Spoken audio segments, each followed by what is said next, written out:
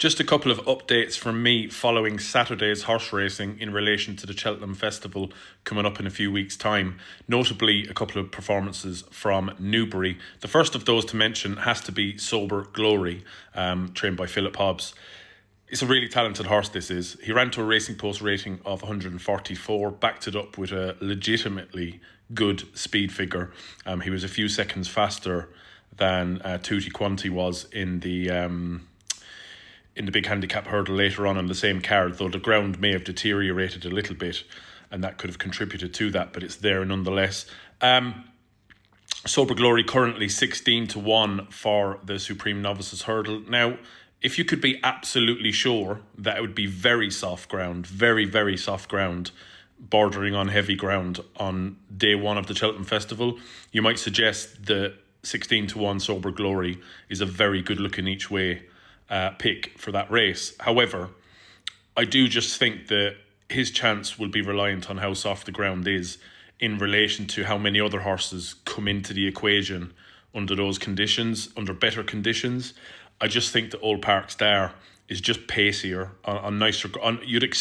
Mind you, we just don't know. It's been a very, very wet winter, and we're due wet weather for the next week. But all it takes is a dry 2 weeks, and Cheltenham will be its usual good to soft on day one. So it remains to be seen what way the ground will go, but generally there's a regression to the mean, and we'll see good to soft on day one of the festival. Hopefully, but we'll see. We'll adapt and overcome as it comes our way.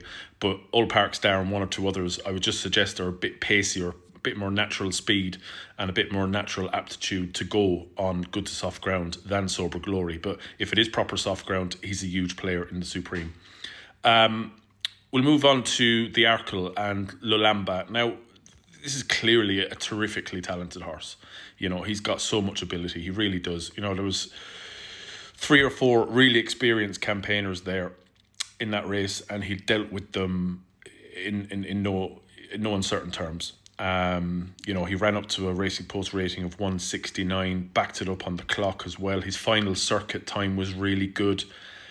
And he's earned his spot at the top of the Arkle market, and if he goes and wins it impressively, nobody's going to say a word about him. I just feel like the Arkle will be a betting race, though. A little bit like the Champion Chase often is.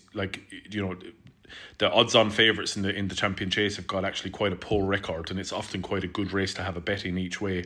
I feel like the Arkle will have a similar kind of construct this year, with a really solid, legitimate favourite in Lolamba, but quite a few interesting each-way alternatives. And I kind of hope that 9 or 10 runners, or maybe 11 or 12, turn up for the Arkle this year, and it turns into a competitive race and not just, kind of 6 or 7 runners and no real each-way shape to the race.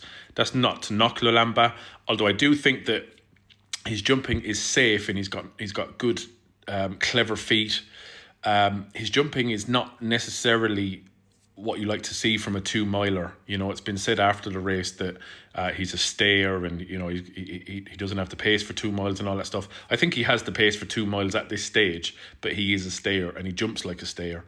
And I just feel like on the first circuit in the Arkle, he might just get found out in the jumping department. I could just see him skying a couple of defences, maybe hitting one.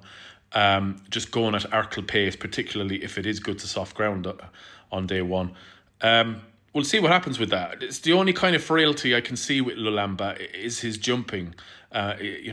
Really, ideally for an Arkle, you want to be very quick, very accurate, and very nimble from A to B, not really spending too much time in the air.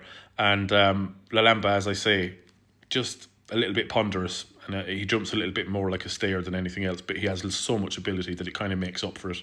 But he's just one that I would be kind of half keen to take on the day. As for Tutti Quanti, Paul Nicholls stated that he could go for the Champion Hurdle, supplement him for it. I don't think there's any point in supplementing him for the Champion Hurdle unless it's guaranteed to be very soft ground on day one, because that's the only way that he will have any kind of chance of recouping the prize money.